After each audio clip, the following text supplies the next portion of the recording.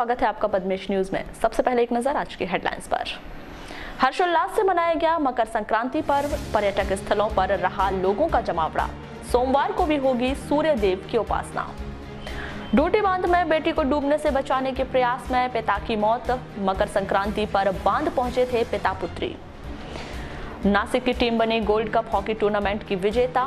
4 गोल से पिछड़ने के बाद 5 के मुकाबले 6 गोल से जीता मैच। अनिल धोवारे बने नेहरू स्पोर्टिंग क्लब के नए अध्यक्ष।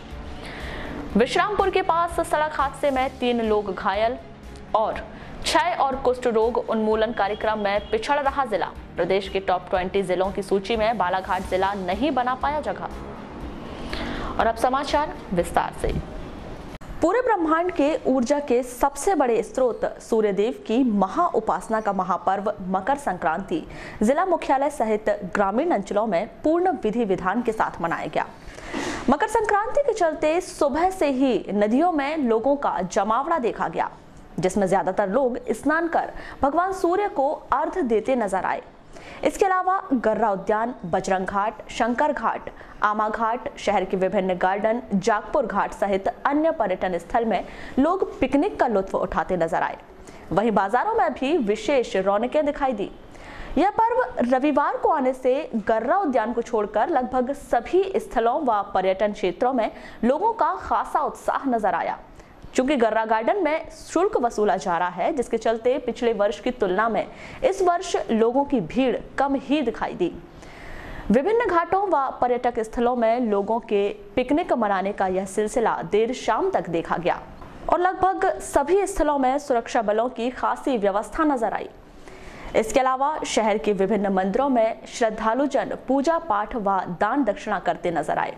आपको बता दें कि इस वर्ष मकर संक्रांति का समय शाम से था, लेकिन आज सुबह से ही लोग मकर संक्रांति मनाते नजर आए। रविवार की तरह सोमवार को भी लोगों द्वारा मकर संक्रांति मनाई जाएगी।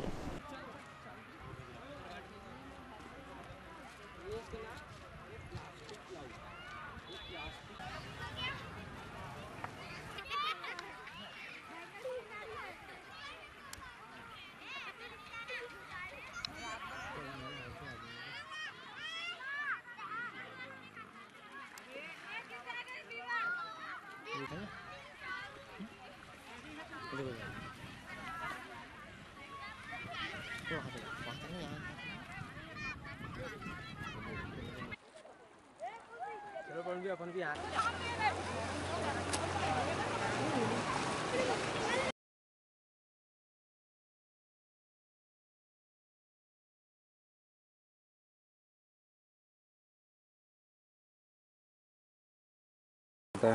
मेरा नाम विजय विधानी। विधानी जी, आज आपने तिल से स्नान किया है, क्या है मान्यता इसकी? और जैसे हमारे पहले से देखते आ रहे हैं घरों में बड़ों को ये वो, और यहाँ पे भी जैसा मनाया जाता है भाई तिल्ली से भी स्नान किया जाए, तो साल में एक दिन ऐसा एक अलग अनुभव होता है। तो मतलब मकर संक्रांति के दिन ही आप नहाते हैं? नहीं, नहाते तो डेली हैं। नदी स्नान जो है जैसे आज का हो जाता है, तो नए साल की शुरुआत में वही अभी तक तो, और शिवरात्रि में नहाते हैं आके यहाँ पे। फिर मतलब आज से नए साल की शुरुआत हो गई है मतलब आप लोग शुरुआत। अरे क्या क्या करते हैं आप लोग? जैसे सुबह यहाँ पे आप आए अभी, आज 14 तारीख को मकर संक्रांति के दिन यहाँ स्नान करें, तिल्ली वगैरह लगाए, तिल्ली में स्नान भी करें। सचिन देवारानी है। हम लोग आज यहाँ सुबह सुबह घाट पे स्नान करने आए हुए थे नदी में, गंगा नदी में। आज मकर संक्रांति का विशेष त्यौहार है। आज सूर्य का मकर राशि में प्रवेश होता है, तो आज हिंदू धर्म में इसको विशेष मान्यता दी गई है। आज के दिन गुड़ और तिल का दान भी विशेष महत्व दिया गया है। सुबह सुबह उठ के अगर आप नदी स्नान करते हैं, इसको विशेष महत्व दिया गया है हिंदू संस्कृति में। साथों साथ क्या है, आज सुबह सूर्य को जल अर्पण किया जाता है ना। उसके बाद आज मकर संक्रांति के विशेष अवसर पर यहाँ पतंग का भी प्रोग्राम होता है। हमारी संस्कृति के अंतर्गत ये सारी चीज़ों को विशेष महत्व दिया गया है।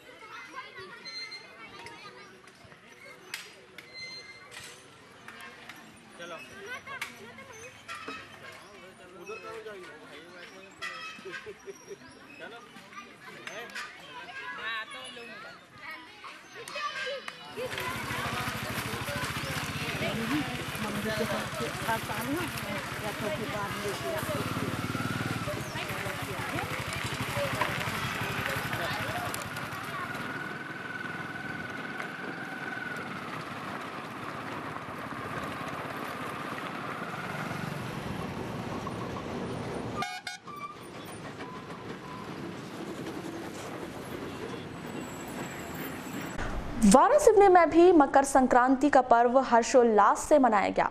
इस अवसर पर लोगों ने नदियों में स्नान कर सूर्यदेव की उपासना की।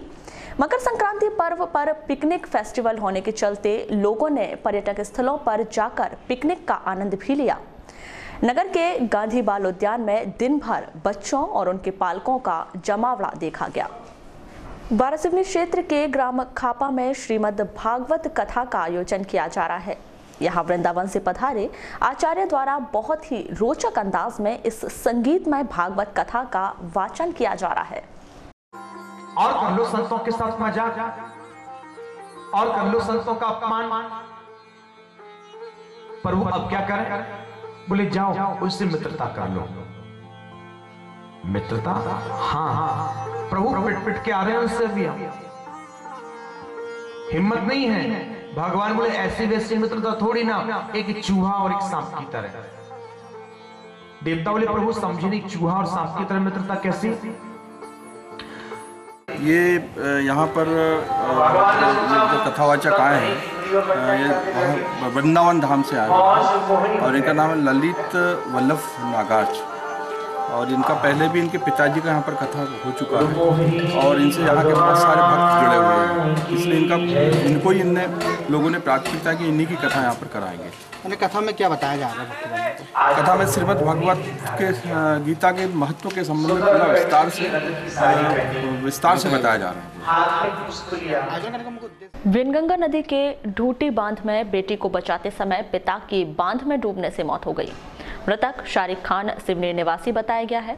जानकारी के अनुसार 14 जनवरी को मकर संक्रांति पर शारिक खान अपने 12 साल की बेटी इकरा के साथ ढूटी बांध घूमने गया था। शाम 5 बजे बांध के किनारे खड़ी इकरा खान का पैर फिसलने से वह बांध में गिरकर डूबने लगी। अपनी बेटी को बचाने शारिक खान बांध में कूद गया, जहां उसने हाथ पकड़कर बेटी को तो बचा लिया, लेकिन खुद गहरे पानी में जाने से डूब गया, जहां उसकी मौत हो गई। गोल्ड कप हॉकी टूर्नामेंट में नासिक की टीम ने विजेता का खिताब जीत लिया है। 4 गोल से पिछड़ने के बाद नासिक की टीम ने पेनल्टी शूट आउट में 5 के मुकाबले 6 गोल से मैच जीतकर गोल्ड कप पर कब्जा किया। रविवार को खेला गया फाइनल मैच बहुत ही रोमांचक रहा। नेहरू स्पोर्टिंग क्लब के तत्वाधान में शहीद चंद्रशेखर आजाद स्पोर्ट्स कॉम्प्लेक्स में यह टूर्नामेंट आयोजित किया गया।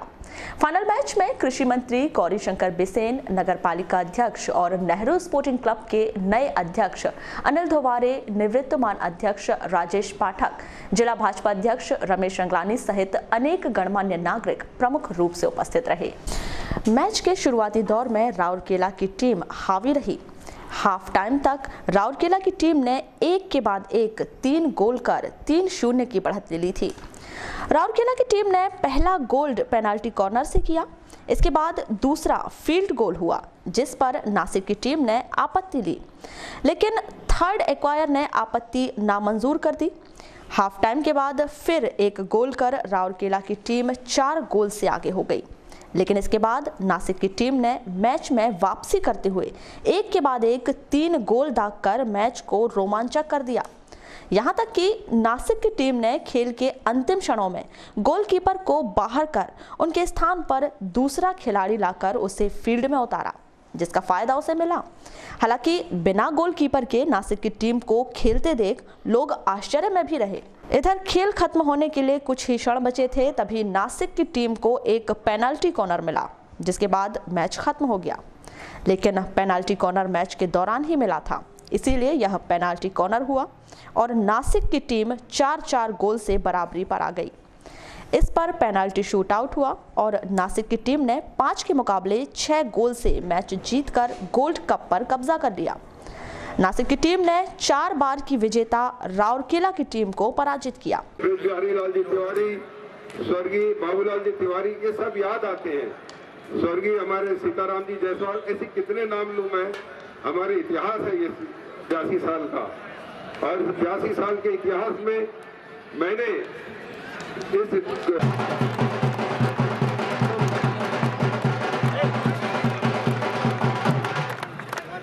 जैसा कि हम जानते हैं, यहाँ जो खेल प्रेमी जनता है उनने मंत्री जी से 2 लाख की उम्मीद नहीं बल्कि पूरा टोला है, किंतु ये काम काफी तीव्र गति से आगे बढ़ रहा है। नगर पालिका ने एक काम किया है, एक महत्वपूर्ण मैदान, और हम जानते हैं मंत्री जी के आशीर्वाद के बिना ये टूर्नामेंट हम करा नहीं पाते हैं। अगर नगर पालिका ने 5 लाख रुपए दिए तो उसमें भी मंत्री जी का निर्देश है। ये खूबसूरत हॉकी की प्रेमी जनता है और इनको आपसे बहुत उम्मीद है, आपसे बहुत आशा है।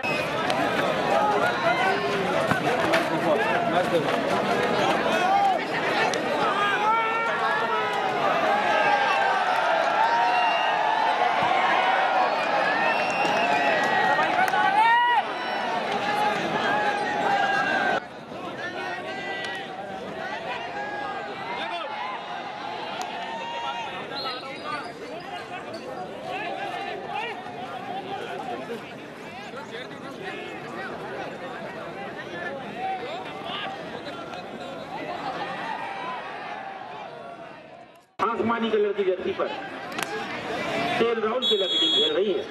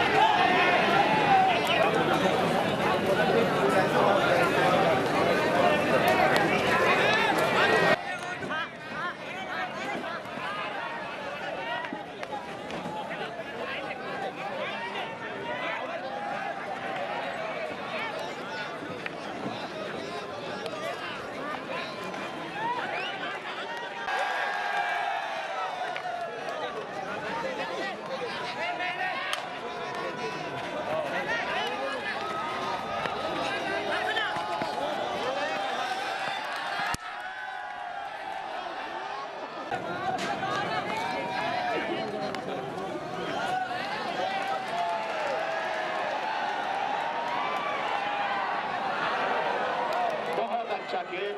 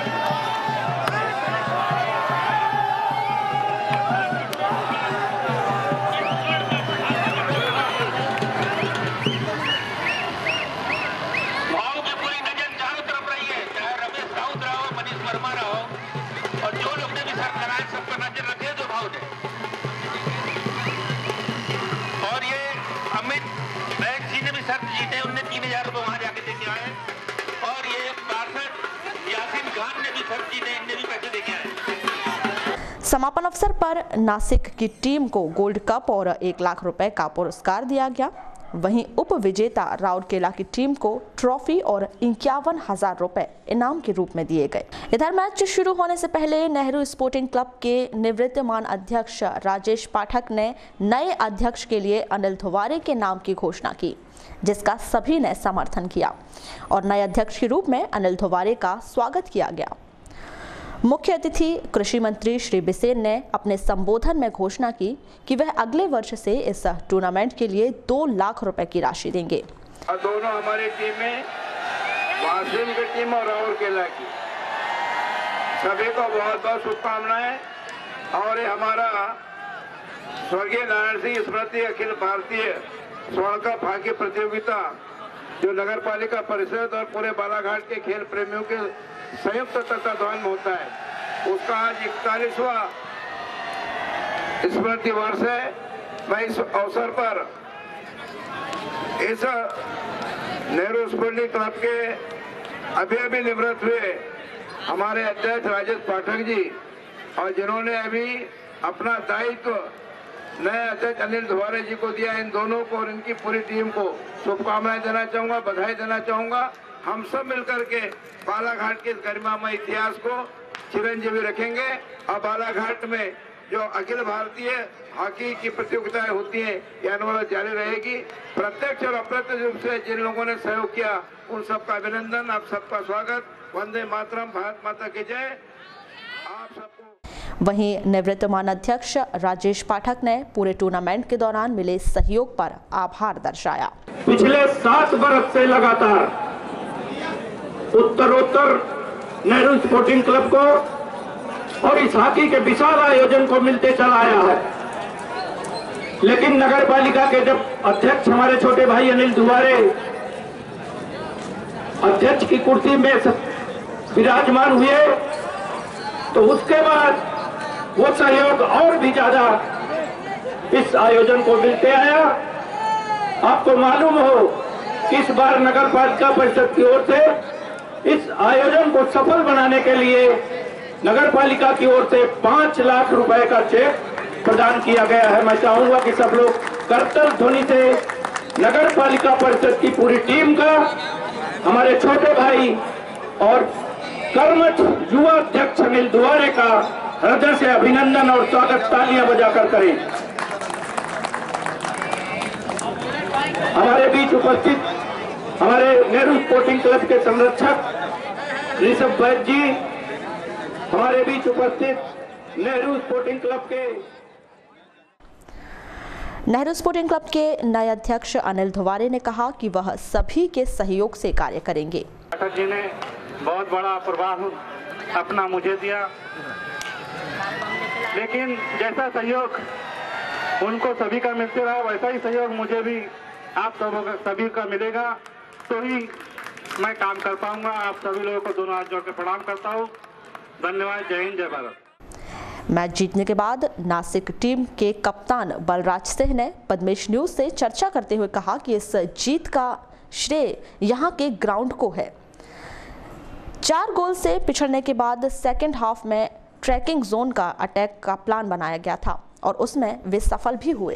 मेरा नाम बलराज सिंह है। बाकी ये देखा गया कि मैच में फाइनल मैच चल रहा था और हाफ टाइम के पहले एक भी गोल नहीं थे, 5 टाइम के बाद में फिर आप लोगों ने बराबरी की। क्या ऐसा गेम प्लान बनाया था आप लोगों ने? ये हमारा गेम प्लान तो ऐसे था कि जो सामने वाली टीम है वो भी काफ़ी स्ट्रांग थी, तो हमने यही देखा था कि पहले उनको थोड़ा भागने दो, इधर उधर हम लोग स्लो करके चलेंगे। जो हमारा गेम प्लान था वो ये था कि हम सेकंड हाफ में पूरा अटैकिंग गेम खेलेंगे और जो हमारा अटैकिंग जोन है उसमें ज़्यादा अटैक करेंगे, और वही सेकंड हाफ में किया और भगवान ने साथ दिया और हम लोग 4-4 ड्रॉ करने के बाद शूट आउट में जीत प्राप्त की। ये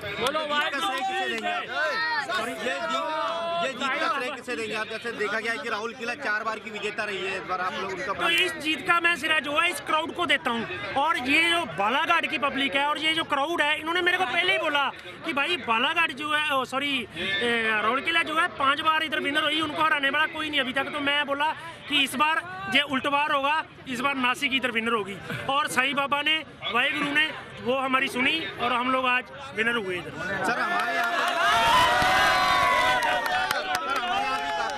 खिलाड़ी है, उनको क्या संदेश देना चाहेंगे आप? मैं यही संदेश देता हूँ कि देखो, सच की जीत होती है, सच की हमेशा जीत होती है। आगे वाली टीम चाहे कुछ भी कर रहे, कुछ भी, अपना कभी हौसला नहीं छोड़ना और लास्ट सेकंड तक जोर लगाना, और लगाओगे तो तभी विजय। देखो, बोलते हैं प्रैक्टिस मेक से मैन परफेक्ट, लेकिन अभी वो नहीं है, अभी है परफेक्ट प्रैक्टिस मेक से मैन परफेक्ट। सही मेहनत ही आदमी को सफल करती है। प्राइवेट एम्बुलेंस ड्राइवर यूनियन द्वारा मकर संक्रांति के अवसर पर जिला अस्पताल में भंडारे का आयोजन किया गया। यूनियन के पदाधिकारियों ने बताया कि मकर संक्रांति से सूर्य देव उत्तरायण हो जाते हैं, इसे नए वर्ष के रूप में भी मनाया जाता है। इसी उपलक्ष्य में इस भंडारे का आयोजन किया गया है। मेरा नाम शितेश ब्रह्म है। आज हिंदू पर्व मकर संक्रांति के उपलक्ष्य में कार्यक्रम रखा गया था। ये हॉस्पिटल जिला चिकित्सालय में जो मरीज लोग अपने घर नहीं जा पाते हैं, उस वजह से यहाँ पर अपने हिंदू भाई हॉस्पिटल के कुछ प्राइवेट कर्मचारियों द्वारा ये कार्यक्रम ड्राइवर यूनियन द्वारा भंडारे का कार्यक्रम रखा गया था। ड्राइवर यूनियन द्वारा रखा गया। नगर के सभी हिंदू, इसमें नगर के कुछ भाइयों द्वारा हमारा सहयोग रहा। नगर के हिंदू भाइयों। समनापुर के पास विश्रामपुर में 4 व्हीलर की टक्कर से मोटरसाइकिल सवार 3 लोग घायल हो गए। तीनों घायलों सुरेंद्र विश्वकर्मा, उर्मिलाबाई और सविनय विश्वकर्मा को जिला अस्पताल में भर्ती किया गया है। प्राप्त जानकारी के अनुसार नेत्रा निवासी सुरेंद्र अपनी मां उर्मिलाबाई और चचेरे भाई सविनय के साथ रविवार को मोटरसाइकिल से कटेगांव गया था। वहां से लौटते समय शाम को एक 4 व्हीलर ने उन्हें टक्कर मार दी। इस सड़क हादसे में तीनों घायल हो गए। लालबर्रा के विश्राम गृह में भारतीय जनता युवा मोर्चा के तत्वाधान में 23 जनवरी को होने वाली प्रतियोगिता के संबंध में एक कार्यक्रम आयोजित किया गया। इस दौरान मेरे दीनदयाल पुस्तक का विमोचन भी किया गया। कार्यक्रम के दौरान 23 जनवरी को आयोजित की जाने वाली अंतर्राष्ट्रीय सामान्य ज्ञान प्रतियोगिता के बारे में जानकारी दी गई। कम से कम हमें हर विषयों का एक सारगर्भित सामान्य ज्ञान होना जरूरी है और निस्संदेह युवाओं में इस काम की प्रेरणा को लेकर युवा मोर्चा इस काम को आहूत कर रहा है। मैं पुनः मंडल की ओर से, बालाघाट विधानसभा की ओर से, माननीय गौरीशंकर जी बिसेन मंत्री जी की ओर से एवं इस मध्य प्रदेश के मुख्यमंत्री आदरणीय शिवराज सिंह चौहान की ओर से युवाओं को और युवाओं के सभी वर्ग को हृदय से धन्यवाद देता हूं कि उन्होंने ऐसा अच्छा काम हम सबके बीच के लिए युवाओं को जागरूक करने के लिए करा है।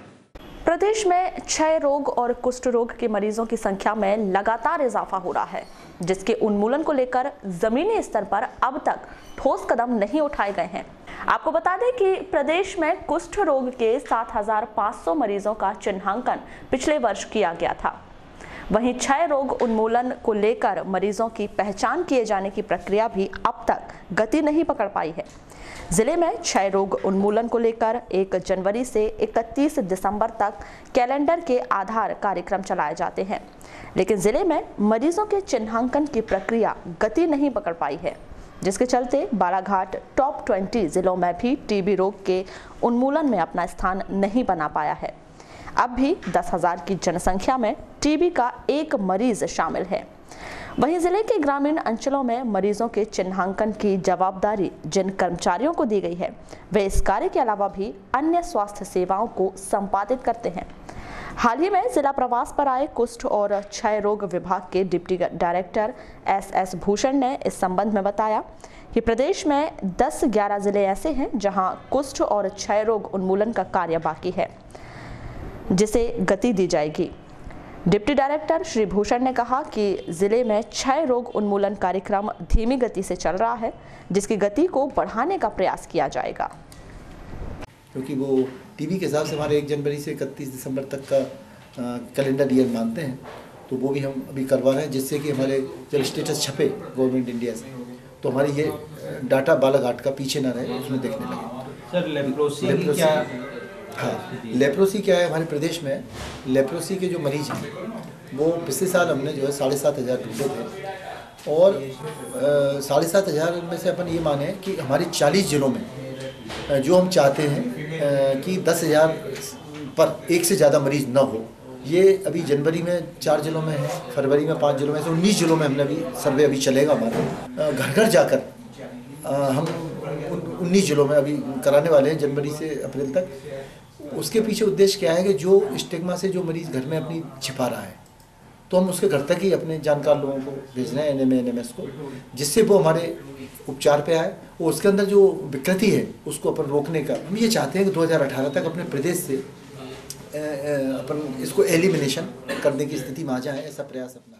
जिला मुख्यालय से करीब 14 किलोमीटर दूर स्थित गांगुलपारा गांव अपनी बदहाली पर आंसू बहाता नजर आ रहा है। यह गांव इको पर्यटन क्षेत्र गांगुलपारा से जुड़ा हुआ है, जो विकास से अभी भी कोसों दूर है। आइए आपको दिखाते हैं इस गांव की बेबसी का एक नजारा।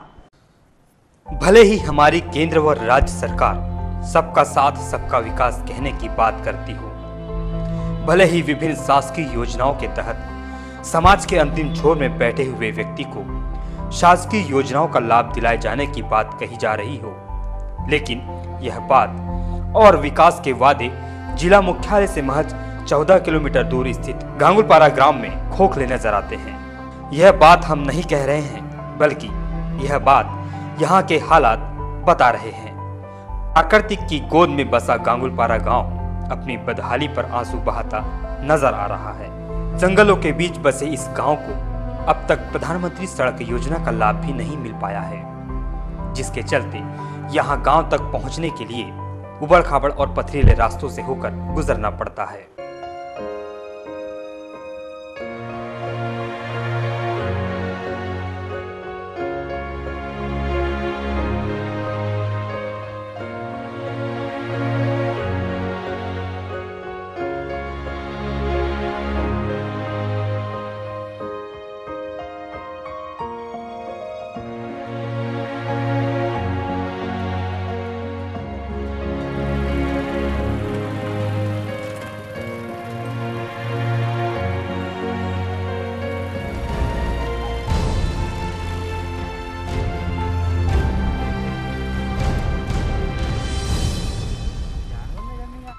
यूं तो कई बड़े अधिकारी, कर्मचारी व नेतागण पर्यटन स्थल गांगुलपारा में सैर सपाटे के लिए अक्सर आते जाते रहते हैं, लेकिन जनप्रतिनिधियों और सरकारी निगाहों को गांगुलपारा गांव के हालात नजर नहीं आते हैं। गांव जंगल से घिरे होने के चलते जंगली जानवरों के पदचिन्ह अक्सर सड़क पर नजर आते हैं।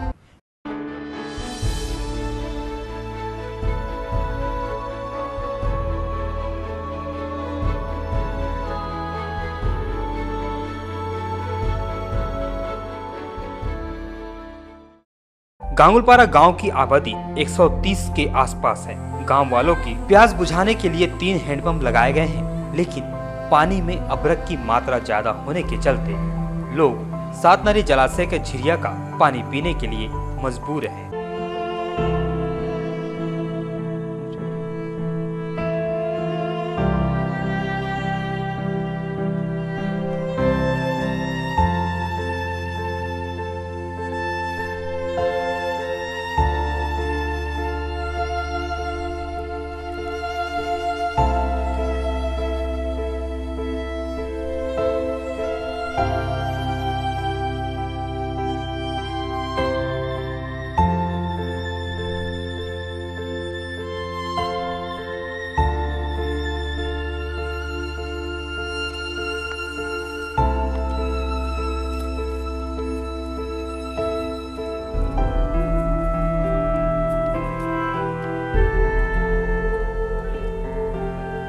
कि आप लोग नाले से पानी लाते हैं, क्यों लाते हैं नाले से पानी?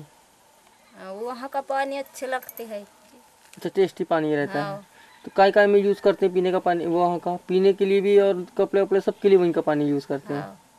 अच्छा, तो और कोई कुआं नहीं है यहाँ गाँव में? है, लेकिन गंदा पानी निकालता। अच्छा, आते हैं तो अच्छा नहीं हुआ अभी तक? नहीं। इस झीरिये से न सिर्फ लोग अपनी प्यास बुझाते हैं, बल्कि यही झीरिया लोगों के स्नान करने, कपड़े धोने आदि कार्यों के लिए उपयोग में लिया जाता है। कहने को तो इस गांव की जनसंख्या 130 के आसपास है, जिसमें 0 से 5 वर्ष के आयु के करीब 20 बच्चे हैं। बावजूद इसके भी यहाँ एक भी आंगनवाड़ी नहीं है। स्वास्थ्य केंद्र न होने के चलते गांव वालों को काफी दिक्कतों का सामना करना पड़ता है। स्वास्थ्य संबंधी समस्या से निपटने के लिए महीनों में 1 या 2 बार नर्सें आती है, जो गांव में प्रत्येक घर जाकर लोगों के स्वास्थ्य की जानकारी व गर्भवती महिलाओं को स्वास्थ्य संबंधी जानकारी देती है। यदि ग्रामीण गंभीर रोग से ग्रसित हो तो बाकी दिनों में वाहन से इस गांव में आ जा सकते हैं, लेकिन बारिश के दिनों में चारों ओर पानी भरा होने के कारण मरीज को बांस में बांधकर अस्पताल ले जाना पड़ता है। गांगुलपारा गांव के लोगों के लिए रोजगार के कोई साधन नहीं है, जिसके चलते पूरा गांव जंगलों पर आश्रित है। जंगल में जब तेंदुपत्ता या बांस कटाई का सीजन आता है तभी ग्रामीणों को यहाँ रोजगार मिल पाता है। इसके अलावा जंगलों में लकड़ी काटना और उसे दूसरे गांव में बेचना ही यहाँ के लोगों का प्रमुख व्यवसाय है।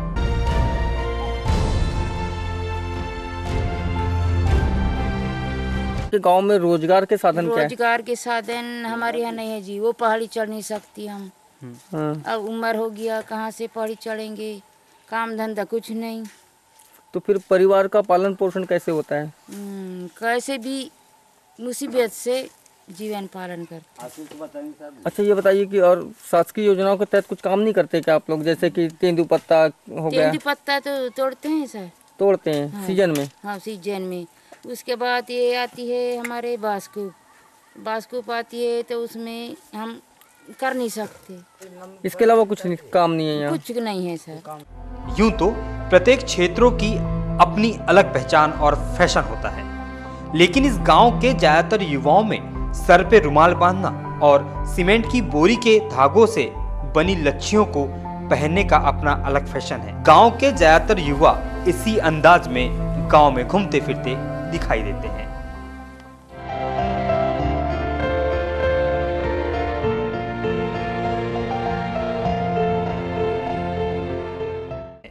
गांव में प्रारंभिक शिक्षा दीक्षा के लिए 5वीं तक प्राथमिक स्कूल खोला गया है, लेकिन इस शासकीय स्कूल में बच्चों के खेलने के लिए खेल सामग्री तक नहीं है, जिसके चलते यह पढ़ने वाले पूरा दिन इधर उधर घूमते व पेड़ों पे चढ़े नजर आते हैं।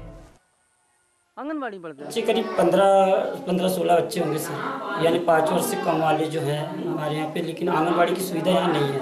आंगनबाड़ी नहीं है यहाँ? आने जाने का रास्ता भी नहीं है यहाँ के लिए। अच्छा स्वास्थ्य सेवाएं कुछ? स्वास्थ्य सेवाएं वैसे वो ये आती है नर्स वगैरह। कब आती है? रोज आती है? नहीं, महीना में 1-2 दिन ना। अच्छा उनके भरोसे। अच्छा कोई ऐसा नहीं, कोई अस्पताल टाइप का ऐसा कुछ वगैरह कुछ नहीं है? सामुदायिक स्वास्थ्य वगैरह नहीं है? नहीं। अच्छा वो एक जैसे महीने में एक बार आती हैं तो वो सभी घर घर जाके चेक करती हैं, कैसा क्या है? घर घर जाके दवाई देती है। जो प्रेगनेंसी जो भाई लोग रहते हैं उनको गोली वगैरह बांटती है, इंजेक्शन लगाती है जो। अच्छा ये बताइए कि अगर किसी की बहुत ही ज़्यादा हालत बेकार हो जाए तो रास्ता तो बहुत बुरा हम देख के आ रहे हैं, तो उन लोग कैसा करते हैं फिर उठा के ले जाना पड़ता है। बास में बांध के पहले ले जाना पड़ता था, अब गाड़ी की व्यवस्था हो गई है तो अभी आना जाने का रास्ता अगर खुला है तो गाड़ी से ले जा लेते हैं, लेकिन जैसे बारिश का समय रहा गाड़ी नहीं निकलती तब फिर वो बांध के ले जाते हैं फिर यहाँ से। चलते चलते एक नजर आज की हेडलाइंस पर एक बार फिर। हर्षोल्लास से मनाया गया मकर संक्रांति पर्व, पर्यटक स्थलों पर रहा लोगों का जमावड़ा। सोमवार को भी होगी सूर्य देव की उपासना। डूटी बांध में बेटी को डूबने से बचाने के प्रयास में पिता की मौत। मकर संक्रांति पर बांध पहुंचे थे पिता पुत्री। नासिक की टीम बनी गोल्ड कप हॉकी टूर्नामेंट की विजेता। 4 गोल से पिछड़ने के बाद 5 के मुकाबले 6 गोल से जीता मैच। अनिल धोवारे बने नेहरू स्पोर्टिंग क्लब के नए अध्यक्ष। विश्रामपुर के पास सड़क हादसे में 3 लोग घायल। और क्षय और कुष्ठ रोग उन्मूलन कार्यक्रम में पिछड़ रहा जिला। प्रदेश के टॉप 20 जिलों की सूची में बालाघाट जिला नहीं बना पाया जगह। तो ये थी अभी तक की खास खबरें। अगले न्यूज बुलेटिन के साथ फिर मुलाकात होगी, तब तक के लिए नमस्कार।